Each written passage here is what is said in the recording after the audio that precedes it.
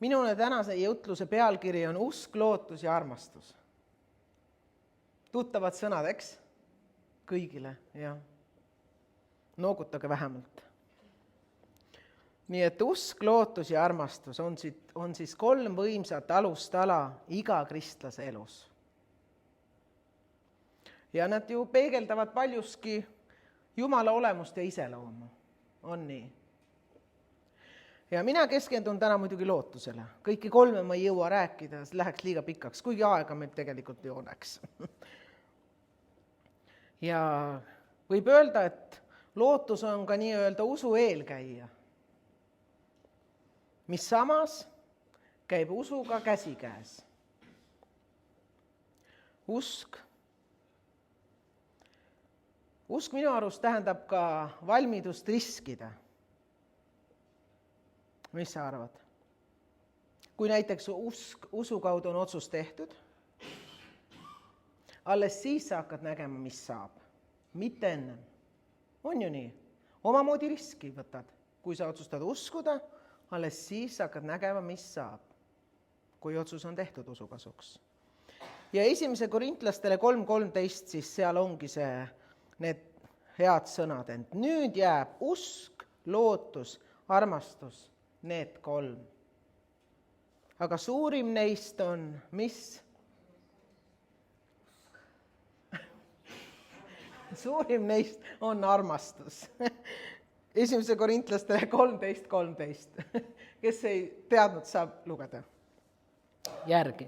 Aga apostel Paulus ei ütle, et armastus on kõik, mida te vajate. Ning et usk ja lootus on vähem tähtsad ja ilma nendeta saab ka. Või et usk ja lootus on kui ilusad ehted, aga siis armastus on teemant. Ei öelda niimoodi, et ainult armastus on hädavajalik. Ka nii ei ole. Et ilma usu ja lootuseta tõesti siiski saab. Ei saa. Usk, lootus, armastus, kõik need on tähtsad. Sest usk, nii nagu Merka juba siin täna rääkis hommiku, võtab vastu päästmise. Sest usu läbi oleme me päästetud. On nii? Ja see ei ole meist enestest. See on and Jumalalt. Lootus ootab kannatlikult selle päästmise täitumist tulevikus. Sest me ootame ju tema tõotuste järgi uusi taevaid ja uut maad, kus elab õigsus. Armastus jällegi muudab meid Kristuse sarnaseks. Armastage, sest mina olen teid ennem armastanud. On nii? Kõik tuttavad kirjakohad. Ja kui usk seob meid Jumalaga, lootus igavikuga, siis armastus säilitab sideme 3 suunas. Jumalaga, ligimesega ja ka maailmaga, sest elame me ju siin maailmas. Aga mina siis keskendun täna lootusele. Ja sõna lootus on erinevaid kasutusviise. Ja mõned neist. Kindlasti sul tuleb ka meelde igasuguseid ütlemisi, aga on lootuse kaotanud või hellitab lootust. Lootust paremale tulevikule. Poeg on vanakeste ainus tugi ja lootus. Nälginud ja kirpudes peni sai lootuse uuele elule. Ja loodad ikka ju, või me loodame, et tuleb, ma ei tea, parem päev või suurem palk või lumi maha. Kõik need asjad, eks ju, mida me tegelikult ju loodame ja nii ka räägime, just. Või siis, et lootust on alati, aga üldjuhul sama vähe kui raha. Ja inimeste igapäevases kõnepruugis vihjabki see sõna ju tegelikult pigem millelegi ebapüsivale. Et sa küll loodad, aga see ei ole midagi, mida sa ilmtingimata saad. Ja see ilmtingimata sulle ei tule. Või sa loodad, aga ma ei ole selles kindel. See on midagi ebapüsivat. Ja lootuse vastand on meeleheide ehk lootusetus. Sest polegi lootust. Lootuse vastand on meeleheide. Ja lootust ei saa mitte kuidagi seadusega sätestada, ega seda ei saa ametnikud hallata, ega seda ei saa nõuda ja selle eest ei saa ka karistada. Ja meile kõigile on tuntud ka ütlus, et lootus on lollide lohutus. Aga Koguja 9.4 ütleb, kuid sellel, kes alles seltsib kõigi elavatega, on veel lootust. See tähendab elavad inimesed siin maa peal. Tõesti, eluskoer on parem kui surnud lõvi. Olgu siis mis tahes vanus või sugu või riigikord või valitsus, ole sa hariduselt töötu või magister, ja keegi on öelnud veel niimoodi, et lootus on sõna, mille Jumal on kirjutanud iga inimese laubale. Ja kristlaste üks armastatumaid kirjakohti on õpetussõnad 3.5. Kindlasti keegi teab seda peast, Lea kindlasti. Looda issanda peale kõigest südamest ja ära toetu oma enese mõistusele. On tuttav meile kõigile. Aga milleks siis? Milleks loota Jumalale? Tegelikult väga paljud ju seda küsivad ja ütlevad. Kui oled haige, lähed arsti juurde. Kui on tulekahju, helistad kindlustusse. Kui toit saab otsa, läheme ju Coopi või Krossi. Kui uusi riideid on vaja, läheme kaubanduskeskusesse. Vajame uut autot või katust, võtame pangast laenu. Kui on meil suhteprobleemid, siis paneme ajanõustaja juurde. Stressi ja depressiooni korral aitavad psühholoogi ja antidepressandid. Milleks on vaja Jumalat? Aga kogu maailma hädadel on inimesed siiski lootusetuses seisus. Kellega? Iseendaga. On ebaõiglust, haiget saamist, on hirmu, meeleheidet, igatsust leida rahu ja rahulolu, üksindustunne, depressioon, sõltuvused. Need asjad on kõik inimestele tuttavad ja nendega inimesed vaevavad ennast ja vaevlevad nende käes siin maailmas. Nii et paljud tänapäeva probleemid ei tule mitte sõdadest ja näljast, vaid inimeste südamest. Aga milleks see Jumal? Milleks siis veel Jumal? Taavet annab siin suurepärast nõu psalmides 37.5 ja 91.11. Anna oma tee issanda hooleks ja looda tema peale. Küll ta toimetab kõik hästi. Sest tema annab oma inglitele sinu pärast käsu hoida sind kõigil su teedel. Kas ei ole mitte imeline? Milleks loota Jumalale? Sest tema toimetab kõik hästi. Sest ta annab oma inglitele käsu hoida sind kõigil su teedel. Millised salmid? Ainuüksi see peaks juba panema meid lootma Jumalale. Samas veel, issand on ligi neile, kes on murtud südamelt. Jumal on meie varjupaik ja tugevus, abimees kitsikuses. Palju põhjuseid loota Jumalale, saada tuge, varjupaika, ta on leitav, ta on abimees. Nii et lootus on Jumala kingitus kogu inimkonnale ja see on and loojalt. Ja psalmid 36.8 ütleb, sellepärast otsivadki inimlapsed pelgupaika su tiibade varju all. Just sellepärast kõik need asjad, mis siin olid loetud. Ja evangeeliumi keeles on sõna lootus siis aktiivne, kindel ja vankumatu. Ja see ei ole mitte mingi elule vaatamine läbi roosade prillide, kui me usume ja loodame Jumalale. Ja selles ei ole midagi ebakindlat ega müstilist. ega midagi sellist, mis jätaks sind lolli olukorda. Aga kas loota Jumalale? Vaat see on juba enda valik. See on sinu enda valik, kas loota Jumalale. Nii et lootus, mida me ju tegelikult kõik igatseme, on leitav. Isegi kõike seda kaost ja segadust, mis maailmas või meie ümber on. Ja see ei anna lihtsalt mingit head tunnet, vaid sügava ja püsiva rahu, mis on suurem kui mis tahes olukorrad. Ja lootuses leiad sa 3 asja. Tee, mis viib Jumalani, tõe, mis kunagi ei muutu, ja elu, mis on igavene. Ja siin kõlasid nüüd need 3 sõna, mida kindlasti kogenud kristlased juba teavad ja oskavad kokku panna. Need kõik on leitavad ühes isikus, kelleks on siis Jeesus Kristus, on ju, kes ütleski enda kohta, et tema ongi tee, tõde ja elu. Ja Jeesus ei ole mingi surnud tegelane ajaloo hämarusest.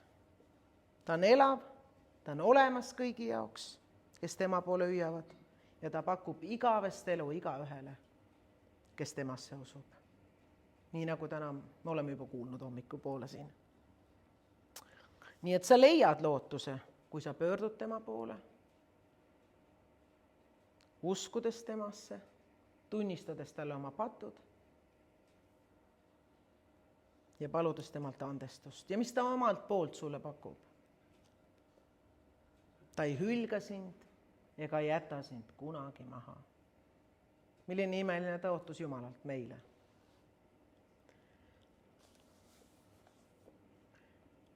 Mees möödub oma naise toast ja kuuleb hääli. Ma palvetasin, selgitab siis naine hiljem oma mehele. Aga ma kuulsin 2 häält, ütleb mees. Aga ma esitasin mõlemad osad, vastab naine. Jumal on tõotanud meie palveid kuulda ja kindlasti kuulebki. Mõnikord täidab Jumal meie palved väga kiiresti. Teinekord alles mõne aja pärast.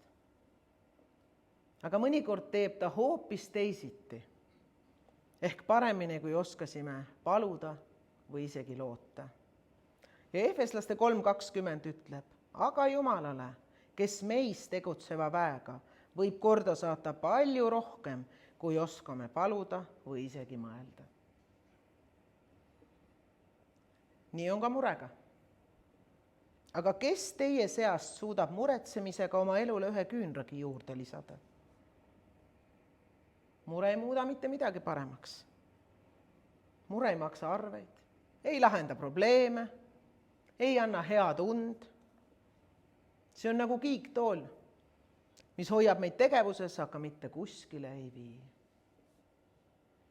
Ja isegi 1 päeva, nagu me lugesime, ei saa muretsemisega enda elule juurde lisada.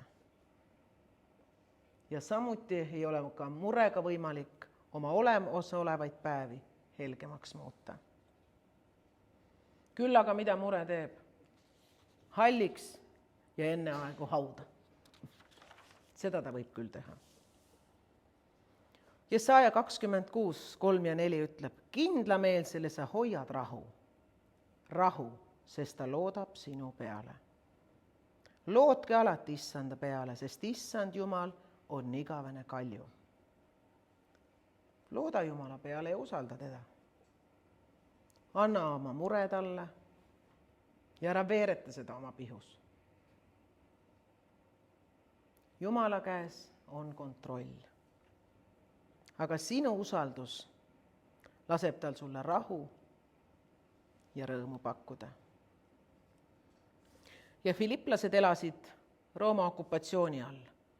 Nad teadsid, et nende linna kaitsevad müürid, kuid lisaks sellele pidid vaenlased ka valvuritest mööda pääsema. Ja kui sina oled täna Jumala laps, siis peab saatan sinuni jõudmiseks Jumalast mööda pääsema. Hoia end Kristuses sest mitte miski ei saa temast läbi sinuni. Ning lase Jumala rahul oma süda täita. Nii ütleb ka Filippi kiri. Ja Jumala rahu, mis on ülem kui kogu mõistmine, hoiab teie südamed ja mõtted Kristuses Jeesuses. Ja me teame, kui Jeesus käis oma maist teekonda, siis ta kohtus paljude inimestega. Igaühel olid kaasas oma elulood ja küsimused ja tõekspidamised. Kuid kõigile neile kõneles ta Jumala riigist. Tehes seda siis väga erineval moel, me teame ju, kellele tähendamissõnaga, kellele kuidas. Aga oma teekonnal kohtas ka ju Jeesus paljusid inimesi. Ta kohtas ka mõistmist ja poolehoidu. Kohtas järgijaid ja imetlejaid. Kohtas rikkaid ja vaeseid. Haigeid ja hädasolijaid. Ja kindlasti ka neid, kes tema sõnumist aru ei saanud ja teda hoopis hukka mõistsid. Ja vaatame täna ühte meest, kes kohtas Jeesust. Luuka 19, 1-10. Sul tuleb meelde, kes see mees on? Üks väike mees.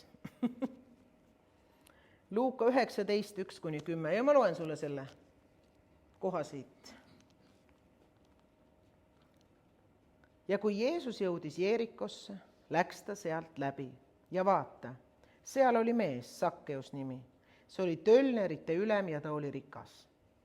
Sakkeus püüdis näha saada, milline neist on Jeesus, aga see ei õnnestunud rahva hulga pärast, sest ta oli lühikest kasvu.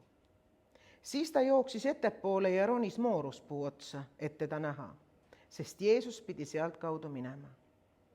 Ja kui Jeesus sinna paika jõudis, vaatas ta üles ja ütles temale, Sakkeus, tule kiiresti maha, sest täna pean ma jääma sinu kotta. Sakkeus tuli kiiresti maha ja võttis Jeesuse rõõmuga vastu. Ja seda nähes nurisesid kõik. Tema on patuse mehe juurde öömajale läinud. Sakkeus ütles aga, issanda ette astudes, vaata, issand, poole oma varandusest ma annan vaestele ja kui ma olen kelleltki midagi välja pressinud, siis ma annan 4-kordselt tagasi. Aga Jeesus ütles talle, täna on sellele kojale tulnud pääste, sest ka tema on Abrahami poeg, sest inimese poeg on tulnud otsima ja päästma kadunut. Ja kui Sakkeus ronis siis mooruspuu otsa, mooruspuu ei olegi selline nagu kask või selline puu. Mooruspuu on üks selline kõrge ja tihe põõsas. Ja mooruspuu iseenesest on, tema lehed on siidiusside põhitoit. Ja Sakkeus oli siis mees, keda me tänapäeval siis nimetaksime rikkuriks või oligarhiks, kes siis on kogunud oma varanduse mitte just kõige ausamal viisil ja võtetega. Ja keda ühiskond siis sellepärast põlgas. Selline oli Sakkeus. Ja selles osas on muidugi tänapäeva väärtushinnangud natuke teistmoodi, sest meil kehtib põhimõte, et mida rikkam, seda justkui auväärsem. Ja tölner ehk tolliametnik oli Iisraelis põlatud amet, mida siis ükski usklik inimene pidada ei tahtnud. Ja Sakkeus võib olla ka vabalt üks tavaline Eesti inimene, kes aeg-ajalt kiriku ukse vahelt sisse piilub, eriti veel nüüd praegu, jõulude ajal, et näha, mida siis seal tehakse. Aga ma arvan, et just sellised otsingud, mida inimesed teevad küll jah ainult jõulude ajal, peegeldavad siiski inimese sopis olevat igatsust Jumala järele. Ja nad otsivad seda mooruspuud, mille otsa ronida, et Jeesust näha. Nii nagu ka Sakkeus. Ta tahtis ju Jeesust näha. Ja Jeesus leidis Sakkeus üles, vaatamata siis suurele rahvahulgale, kes ta ümber sebis. Et Jeesus leiab inimese üles kõige uskumatumast paigast ja kuulutab talle, et ta tahab jääda tema kotta, tema juurde peatuma, nii nagu me siin lugesime. Ja psalm 41 ütleb, ta kummardus mu poole ja kuulis mu appi hüüdmist. Ta tõmbas mind üles õuduse august ja paksust porist ning asetas mu jalad kaljule ja kinnitas mu sammud. Kas on kohta, kuhu Jumal ei näe? Ei ole. Paksust porist, õuduse august, rahva hulgast, igalt poolt Jeesus leiab su üles ja näeb sind. Ei saa olla midagi nii sügavat, kuhu Jeesuse silmad ei näe. Ja rahvas oli muidugi marus, võib öelda. Et miks siis Jeesus valis öömajaks sellise tüübi kodu? Kuigi tal oleks ju võimalik valida paljude heade ja ausate inimeste vahel. Aga te juba teate, mida Jeesus vastas. Ma olen tulnud otsima ja päästma kadunut. Ja see iseenesest kõlab ju nagu talupoja loogika. Kui sul on üks võileib ära jagamiseks, siis sa ei anna seda ju inimesele, kes on just söögilauast tõusnud ja võib-olla veel lõuki rasvane, vaid ikka sellele, kelle puhul sa näed, et ta seda vajab. See, millises olukorras inimene parasjagu Jumalaga kohtudes on, ei takista Jumalat kunagi ütlemast, täna on see päev, ma tahan jääda sinu majja. Võta seda väga isiklikult. Täna on see päev, kus ma tahan jääda sinu majja. Sest sageli on inimesed ennast nii sisse mässinud, et ei suuda isegi Jumala poole hüüda. Ja kas me siin kuskil nägime, et Jeesus riidles Sakkeusega või kutsus teda korrale või süüdistas milleski, et ta on maksukoguja? Ei, seda tegid ainult inimesed, kes seal rahva hulga sees olid, on ju, mitte Jeesus. Ja Sakkeus ise on nii puudutatud Jeesuse heatahtlikkusest tema suhtes, et mida ta ütles? Ja ta ütles seda ise, vaata, issand, poole oma varandusest annan ma vaestele. Ja kui ma olen kelleltki midagi välja pressinud, siis ma annan 4-kordselt tagasi. Seda ütles Sakkeus ise. Nii et igaüks meist võib ja saab suures rahvamassis Jeesusele silma jääda. Ja jääbki, rajades endale tee, rajades endale igas ette tulevas olukorras teed päästja poole. Ja teades, et ta hoolib meist ja armastab meid.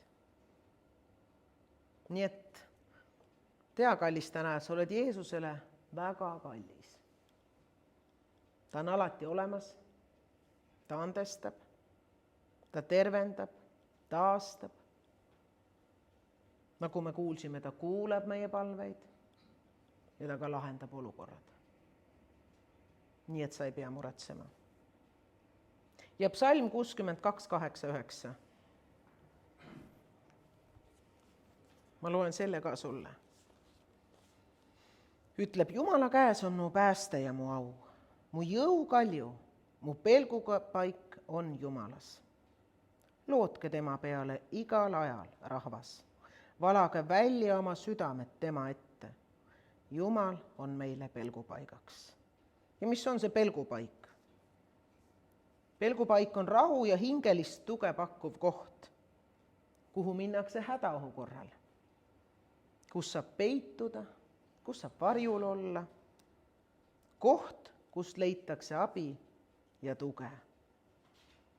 Nii et lootke tema peale igal ajal, rahvas, sest Jumal on meile pelgupaigaks. Aamen.